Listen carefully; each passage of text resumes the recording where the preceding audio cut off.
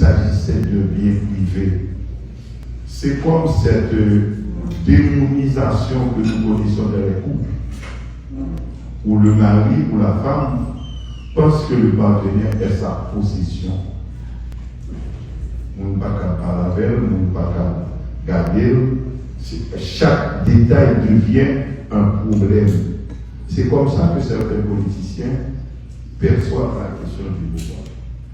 Ceux-là qui sont en place aujourd'hui ont une totale connaissance sur tout ce qu'il faudrait faire. Et toutes les personnalités qu'il faudrait mettre en branle pour aborder la question d'abord sous un théorique. On ne peut pas résoudre le problème qui est là sans avoir un secteur multidisciplinaire. Ça va de la nécessité d'avoir des techniciens dans toutes les spécificités techniques de la police nationale, comme de l'armée.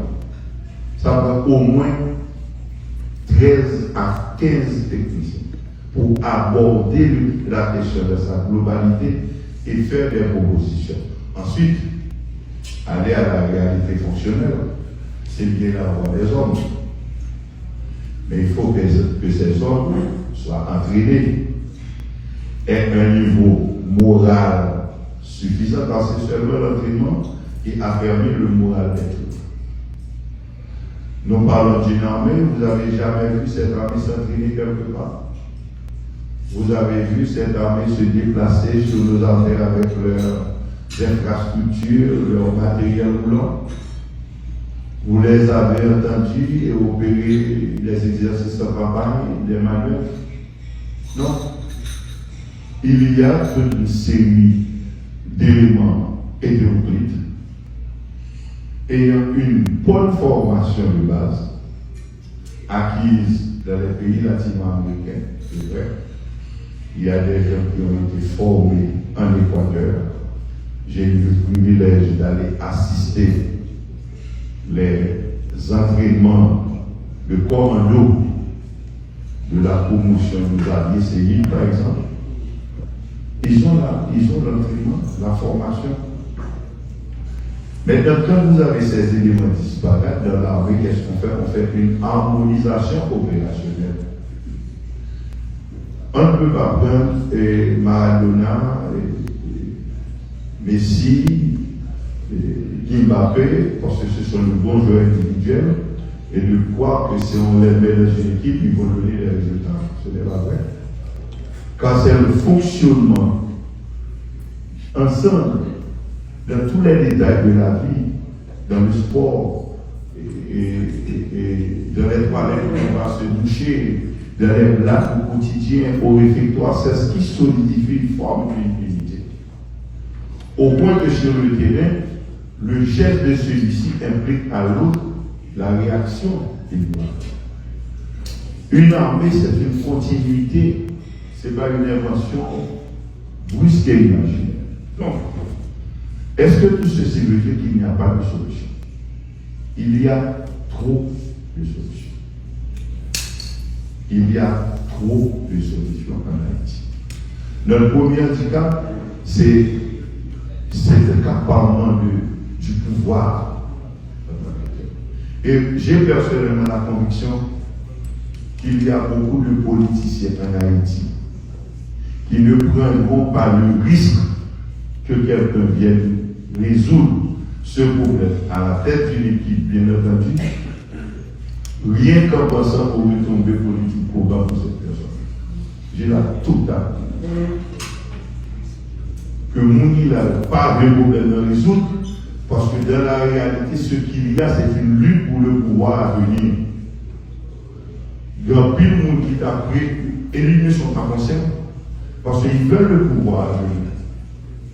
Mais tout ça fait à craser le pouvoir de gagner. Bon, c'est la vête. Il ne faut pas qu'on jamais regarder. C'est exactement ce que nous vivons, c'est pas plus compliqué. Et également, il y a un autre aspect de la question. Sur le plan diplomatique, je crois que nous avons choisi de mal jouer ou bien nous avons été contraints de mal faire. Et ceci, ça prend naissance dans la typologie des gens que les États-Unis choisissent au départ pour les mettre en position de pouvoir. Par exemple, vous devez remarquer qu'il y a une dame qui est une équatorienne qui vient d'être envoyée en Haïti pour représenter l'ONU. Et qu'est-ce que nous avons entendu? Comme par hasard, les États-Unis sont en jumelage avec l'Équateur pour aller présenter le dossier d'Haïti par le Conseil de sécurité.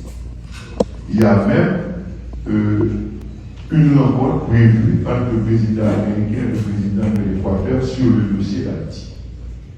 C'est quoi? C'est probablement, je ne mets pas en cause la personnalité de la représentante qui va venir, c'est une prise en charge au départ des États-Unis pour que la représentante qui va arriver soit une madame Lali. C'est la manifestation d'un intérêt certain que les États-Unis ont dans le dossier et toute la publicité qui est faite. Je crois même qu'il y a une attaque de l'ambassadeur canadien au cours du week-end sur l'existence de l'armée d'Haïti. Dans n'importe quel pays normal, avec un gouvernement normal, cet ambassadeur serait seulement train de faire ses valises pour quitter le territoire national. Mais malheureusement, ce n'est pas le cas et ce ne sera pas le cas. Donc, pour résoudre le problème qui est là, oui, Haïti a trop d'armées. Haïti a beaucoup plus des hommes qu'on dit qui se trouvent à l'organe, en train de faire la sieste, etc. Haïti a beaucoup plus que ça. Haïti a même une armée internationale extrêmement préparée.